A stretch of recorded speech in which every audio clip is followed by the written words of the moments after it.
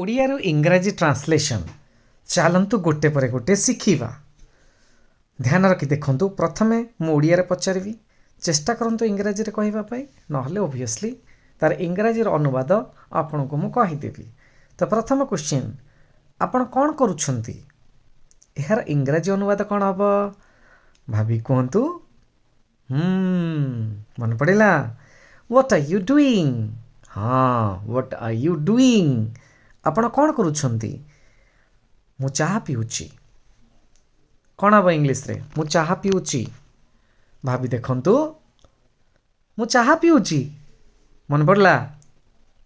I am drinking T. Absolutely not. ଆପଣ କହିବେ I am having T, or else ଆପଣ ମଧ୍ୟ କହିପାରିବେ ଆଇ ଆମ୍ ଟେକିଂ ଟି। କେବେ କହିବେନି କି ଆଇ ଆମ୍ ଡ୍ରିଙ୍କିଂ ଟି। ବୁଝିହେଲା?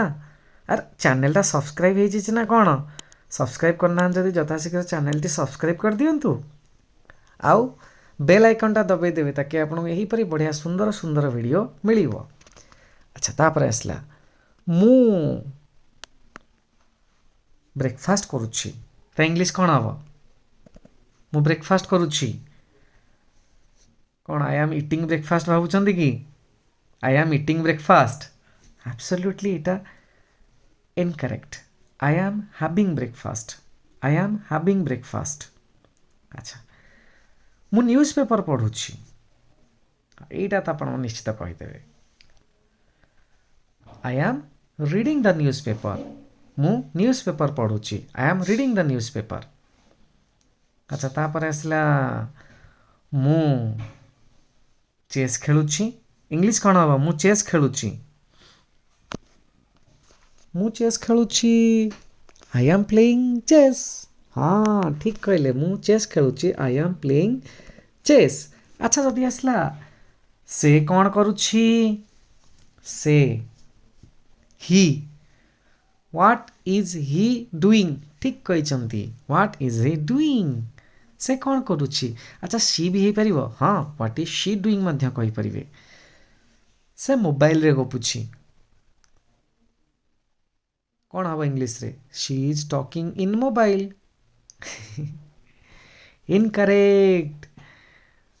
C is talking on mobile. In mobile ନୁହଁ। She is talking on mobile. ହଁ, ଆମେ ଇନ୍ ମୋବାଇଲ ଭାବିଦେଉ।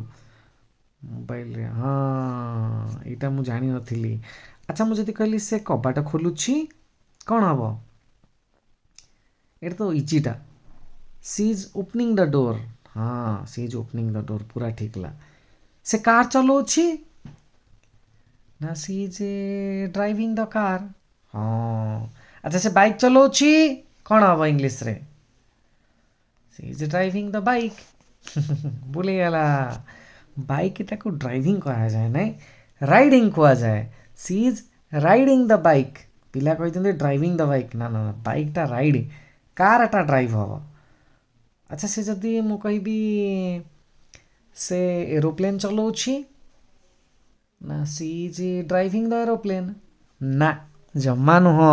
ଧ୍ୟାନ ରଖି ଦେଖନ୍ତୁ। ଆପଣ ଯଦି ଏରୋପ୍ଲେନ୍ କହିବେ ସେଇଟା ଫ୍ଲାଇଂ ହେଇଯିବ। C is flying the aeroplane.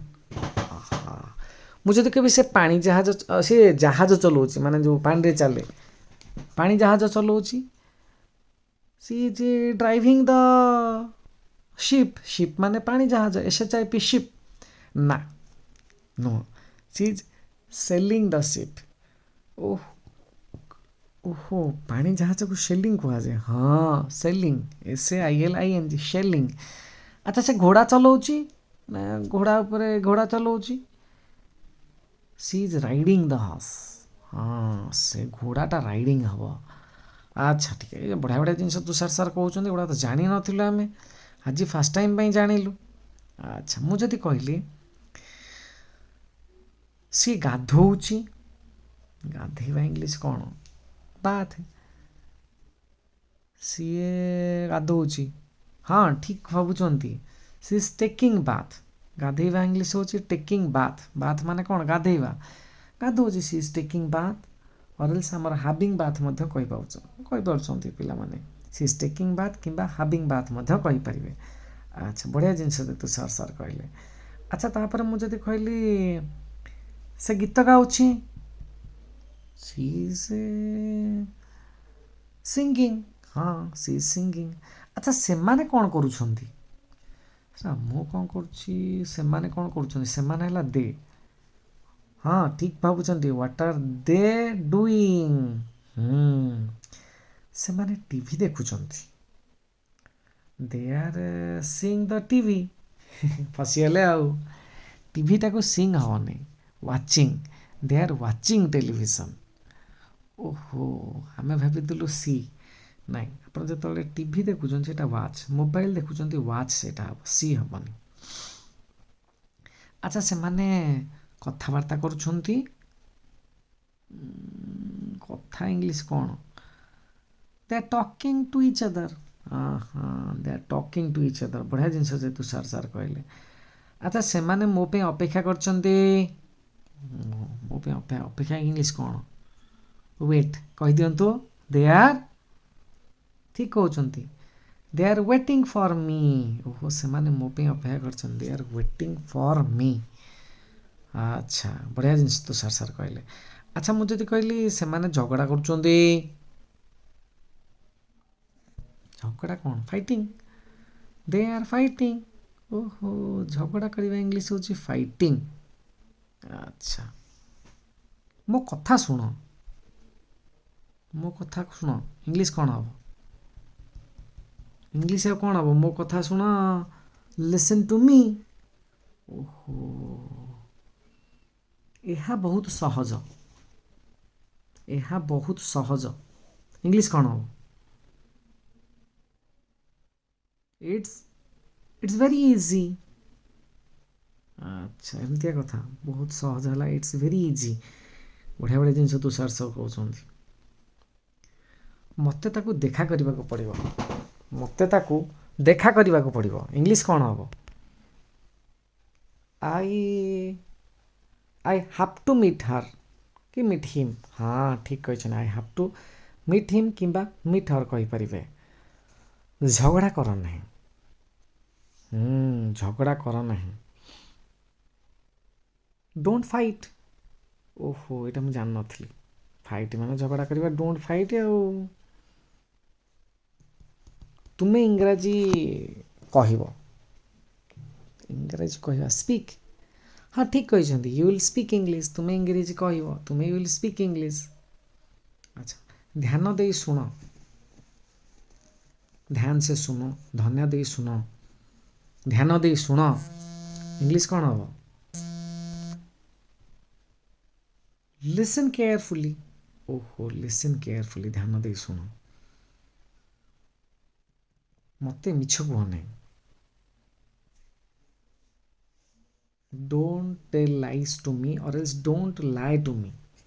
Don't tell lies to me. Don't tell lies କାହିଁ ହେବ? ମିଛ ଗୁଡ଼ିକ କ'ଣ? Don't tail lie to me or else don't lie to me କହିପାରିବେ। ହଁ ଡୋଣ୍ଟ ଲାଏ ଟୁ ମି, ମୋତେ ମିଛ କୁହ ନାହିଁ। ଆଚ୍ଛା ମୁଁ ଯଦି କହିଲି ତୁମକୁ ଆମ୍ବ ଭଲ ଲାଗେ କି?